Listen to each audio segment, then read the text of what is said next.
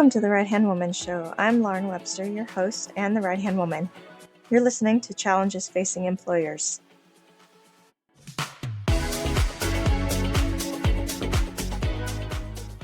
Being in the HR field is not for the faint of heart, especially if you fancy yourself an expert in all 6 functions of human resources. If there's one thing I've learned over the last several months of being a consultant, it's that there's always something new to learn.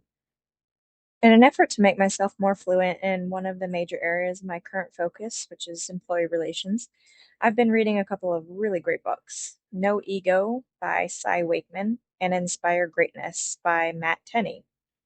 These books explain the concept of the mindset of an effective leader and the ability for a leader to turn the gears of an employee's mindset to be a constructive contributor to the environment rather than a victim of a circumstance.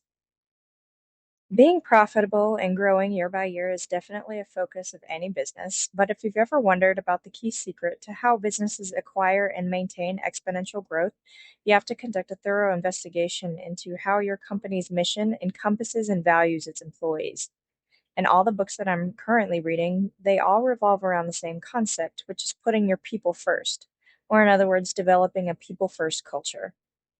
This doesn't mean giving in to every whim and want that any individual may require, but instead centers around the fostering of an individual's well-being, their sense of belonging to the organization, and how their goals align with the company's. I've mentioned all of this in previous episodes, and that only reinforces the idea that taking care of your people will eventually manifest into a workforce that works hard for the company, their coworkers and managers, and that turns into continuous growth, or in other words, profit of a company.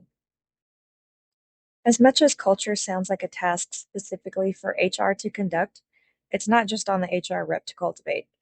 Culture, by definition, is the accepted norms and behaviors within a specified group or community. Multiple studies and research have concluded that the direct managers, or middle management, are the drivers of culture. This is because culture is not a static entity, and when neglected, it could turn down an undesirable road. Employee relations is a function of HR, yes, but when fostering culture, the HR representative is essentially the coach of maintaining a culture. Direct managers have to have a culture mindset, meaning they have to make themselves cognizant of the day-to-day duties that consistently drive the desired behaviors and normalize what is expected on a day-to-day basis from within the workforce. If you're having difficulty maintaining or changing the environment to one of cohesion, inclusion, and community, send me a message or a text or email.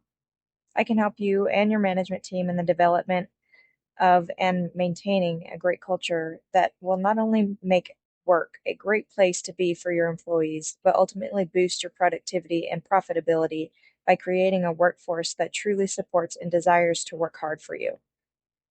Don't forget to like, subscribe, and follow The Right Hand Woman Show on Apple Podcasts, Spotify, or Amazon Music, and share this episode wherever you listen to your podcasts. Catch you later.